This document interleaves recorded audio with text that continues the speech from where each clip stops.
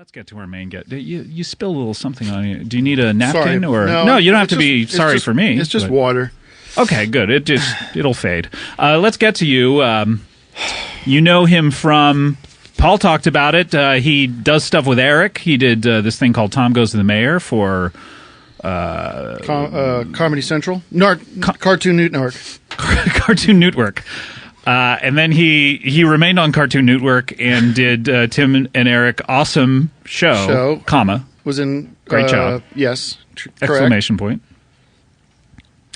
Tim Heidecker is here. Thank you very much for having me. I'm glad it could work out. I'm glad I was Thank you so much for fitting us into what you are telling me is a busy schedule. Yes. You came in here, you're just like busy. I am busy. I apologize. I hate to be one of these guys. I'm constantly looking at my phone because I don't know if you have this Square app. Where you're you can monitor purchases. Oh no, I don't have that. No. Oh yeah. Well, whose purchases? Well, I should say I'm no longer doing comedy, and I'm no longer in the entertainment industry in the sense that I'm a performer and a writer and that sort of thing. Oh my gosh. I have just become seized on an amazing opportunity about 3 months ago. I became a full-time member of the band The Who and their traveling team. Whoa. Hold on. The Who? You're not just talking about like Who. I'm talking about my generation. I'm talking about Tommy. I'm talking about Quadrophenia. I am the vice president of alternative merchandising, and it's really, their merchandising presence. Yeah, hold on. Can you hold on 1 second, yeah. Tim? I thought you said you joined The Who. I've joined The Who family. They're the organization. Yeah. Okay, you're an employee of The Who. I am part of the... Yes, that's correct. Okay, so you're not a band member. No. Because I know you do music. Well, as I said earlier, I'm no longer performing in any kind of way. You said you didn't do comedy, but right. As far as I remember, The Who is not known for comedy, so you can see where I would make that kind of mistake. My apologies. I don't think anybody would jump to that conclusion that I'm suddenly in The Who as some kind of performing. I don't know, Paul. Musician. Yeah, with both of us, maybe we're a little nutty. Maybe we're a little crazy. Well, then, easy to clarify. Please do. My job title is Vice President of Alternative Merchandising for The Who. Vice President of Alternative Merchandising. We are currently on tour. We're doing the Quadrophenia tour right now. We're in Anaheim and coming up to L.A. on very cool Monday. So this Monday. So today, when the podcast comes out, so people can come to The Who tonight. And I will be. Yes, I should be by the not with there's the main merch table, and we're off to the side. And when you say alternative merchandising, what exactly does that mean? I mean, I know, for instance, when I go see a band, I love to get a T-shirt. Mm-hmm. You know, because I can say, hey, I was at that show. I was there. Yeah. They won't let me get near the T-shirts or any kind of the mugs or the leather jackets. They have a lot of mugs, and they have some mugs, some pins, and things like that. Sure. I love to get a mug. In the morning. Just to prove to my wife I was there while I'm drinking my coffee. First of all, it's cool when you go to the main merch table is because they have a number of items, but they also have a computer terminal. And you can order hundreds of things right from the Who website. There I see, and get it delivered to you. So you don't have to carry around a bunch of junk. Oh, okay. What I've done is I sort of took it on my own. I developed a couple of key products that are not your typical merchant. That's why we call them alternative merch. Right. Okay. So I brought you something. I don't know. You can use it if you want, or we could talk about it. I figured since we're on video, you'd see it. It's the John End whistle, and it's a train whistle. As you can see, John's a bass player. Was a bass player. He's passed on, but sure. I imagine he's still a bass player up there in heaven, playing next to Jimi Hendrix and Adolf Hitler. And this is a beautiful wood handcrafted wood train whistle. And it's signed by the remaining members of The Who. You can see that. Oh, my God. Do you mind passing that over to me? Roger Daltrey and Pete Townsend both signed that. I used to be a signature authenticator. Mm-hmm. I never knew how to pronounce it while I was doing it. It was terrible. People would ask me what I did, and I was like, I'm a signature authentic Carter. They would correct me. Those are the real deal. But this is the real deal. But I think it's cool, too, because it's a whistle, and it sort of sounds like a bass. That's what I'm saying. It's a bass whistle. It's not like a... Sounds exactly like a bass. Yeah, this is like Boris the Spider here.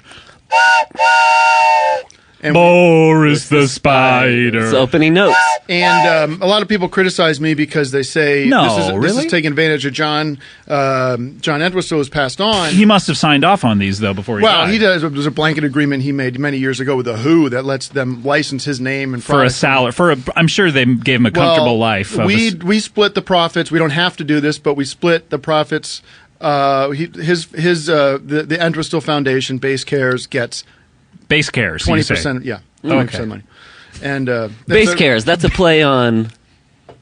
I don't think there's any play on anything. Okay. It's just that he played the bass and he cares about. He set up an organization in I guess the early '90s, and it's to further the back sort during of the awareness. Who's heyday. Yeah, sort of when he had the time and money to do it, but it sort of advances the bass guitar in music, and it's sort of there's bass camps and things. Because like a lot of kids, they grow up and they want to play the regular guitar and they think that's sexy, but he had an organization. You're saying to get more people to play the bass. I've never met the man, never spoke with him. I don't really understand all the details of it, but as far as I know, are you a fan, by the way, of the Who? No, I was never really a fan of the music. I love the movie Tommy. Sure. And their Broadway merch. play. And the merch, I'm always a big You love fan the themes of Tommy? Because as far as I remember, Tommy had music just jam-packed in there. Pretty much almost 100%. I like the acting. I like Roger Daltrey. Roger Daltrey sort of was always my sort of hero and growing up. And as an actor. Yeah, I always resented Pete Townsend. I always thought that Roger Daltrey should be more of a, not necessarily, just as I thought it should be Roger's man and he should be writing more of the songs and whatnot. Because I felt the songs were a little too personal and I prefer more of just, just like, hey, look at the flowers. Fun, look at You must have some crazy stories. I mean, you must have rubbed elbows with these guys backstage. Well, I got to tell you, Roger and I clicked. And about and Roger and I spent a lot of time together. We developed the Daltrey Seeds that we're selling as well. Daltrey Seeds. What exactly are those? Do you are you familiar with the Daltrey? There's a Daltrey. Yeah, it's a pine and usually found. I can't say that I am. It's not very popular. It's not a North American tree. It's a European tree. It's a fir, but it's a DAHL Daltrey. So we're selling these seed packets, the Daltrey seedlings. So we were talking about Johnny Appleseed. From what I heard, the Daltrey seed got around a lot in the 60s. Well, 70s. I'm sorry, man. Paul, please. I'm sorry. I'm wired to make these jokes, and I have to. I tell you what, Roger has a terrific sense of humor. He's a lot of fun to hang out with. We spend a lot of time together. Really? How much time? And, you seem very busy. You barely have time to snack. He's always creeping around. He's always by my merch table wondering how are we doing. That's why he keeps texting me saying where are we at with sales and everything on the Entwistle. How are the sales with the Entwistle? Well, we've been on the road for about 3 weeks now, and we've sold. I have the number. Yeah, could you check on your phone? We sell one a night at this stage because they're not. First of all, our booth isn't set up not very close to where the main merch table is. Where's the setup? And the price point's not really feasible for most people. Where's the thing set up, and how much do you charge for these? We're set up by the just in another zone that's not necessarily close to. Are you inside the actual arena? Absolutely not. Okay. No, we're not technically not allowed to. And how much do one of these run? Those are $600. $600. Yes, we had to rise the. Eventually we'd like to mass produce these, but unfortunately we're making these one at a time. Are you carving these by hand? I am carving them by hand. Yes. Wait. So okay. How is Roger Daltrey always hanging around the merch table if it's not even in the stadium? Well, it's set up close to where the buses are in the back. Oh, okay. Okay. All right. So what is it, like right outside the bus or something? It is right outside the bus. Well, no one's allowed back there normally. No, that's why it's a little complicated because I walk around with flyers, and if you're interested in the whistle, I'd take a demo one out with me. Okay. And if you're just blowing it around, going, anybody interested? Yeah, and yelling the price, I imagine. $600. I don't tell them this is my trick. I don't tell them the price till I get them back to the bus. And most people go, that's an old rock and roll trick. Yeah. Don't tell them all the details till you get them back. The merch in the back. Most of the people say lot. That's not for me, but everyone's once a show, usually once or twice a show, we get somebody that feels bad, and they have their credit card. Feels bad. I think they feel bad because it's clearly the only thing I got going right now besides the Daltrey. So, well, does anyone recognize you from the?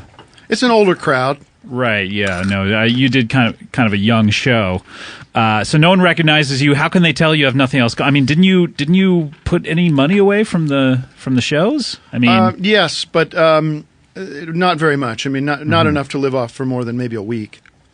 Wow. So how much money are you making with the Who organization? I'm on a commission. Commission. Wow. Just like the commish. But it's great because I get Michael to Chiklis? see I get to hang when with he him. acted on that show. He did it all on commission. I get to hang with Roger, and I get to make my whistles, and I just kind of lead a simple life. Yeah. And as long as Pete doesn't find out that I'm still kind of involved, we are good to go. That's the problem. So Pete, did you piss off Pete somehow? Does he not approve of this product? I told Pete the first time I met him, I said, I don't care for you, and I don't care for the music that you write. Why? Did you lead with that, or was that based on something he said to you?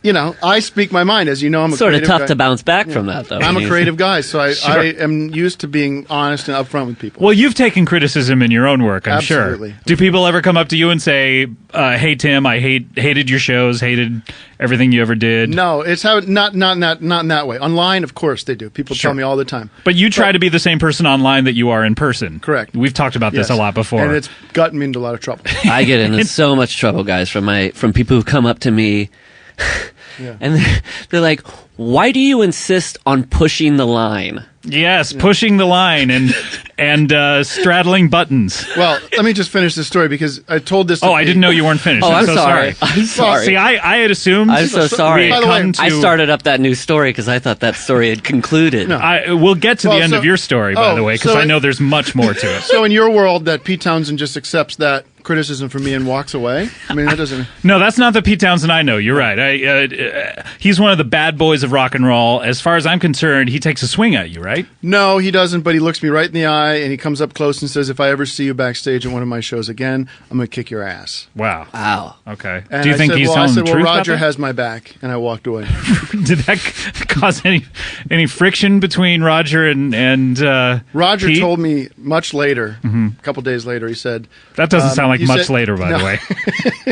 He said, you put me in a very uncomfortable situation. But he didn't mind. But you're still friends? He's a very forgiving guy. He's a good friend, and he said, I don't want you ever to do that again. And steer clear of me. Wait, he said steer clear of me. Yeah. Wait, so you're not friends anymore then? I mean, he respects me, and I respect him, and I know not to go So you near guys, him. Wait. does he know you're on the tour selling merch? Yes, and he says if I see you, this is the last thing he said to me. I was leaving Anaheim. He said, if I see you with those fucking whistles, I'm gonna have your head. I'm gonna sue you for using. Oh my gosh! Wow, God. this is crazy. This is a crazy story, Tim. I don't mean to laugh, but No, oh my it's- gosh! And it must be heartbreaking because it's from a band whose music you're not you're not a big despise. fan of. I don't Must know. kill you. Wow. So I wonder why you're doing this at all. You're not selling whistles. You hate the music. The band members won't talk to you. What is happening in your life, Tim? You know, I don't think about it too much until I come on these kind of podcasts And you and start kinda talking about Yeah, then I it, realize unpacking it it. doesn't make a lot of sense. It's like talking about Paul Bunyan. It doesn't make any sense anymore once you say it out loud. I get so wrapped up in my own head that I'm driving around thinking that things are going to change, and that was if I could just get Roger down and buy him a nice Italian dinner here. Does he have some sort of restraining order against you? Some sort of He court won't order? get near me. He won't get near No. you. Are you allowed near him? No, because Okay. of the law, because of the courts. The court, yeah. Right. Okay. I wish him the best. If he's listening, I wish him the best, and I wish the whole I band don't the think best. he's listening. But okay. Well, wow. What an interesting story. Tim Heidecker is here. Any more to that, or are you done? Can we get to the end of Paul's story? Please go ahead. Okay, Paul. Let's hear the end of that story. And I say, get away. Oh, all Boy. right. Tell you what, let's take a break. When we come back, we'll be right back with more Comedy Bang Bang, more Tim Heidecker, more Paul Rust, and Bill Cosby. Bukowski will be here right after this. Start the clock.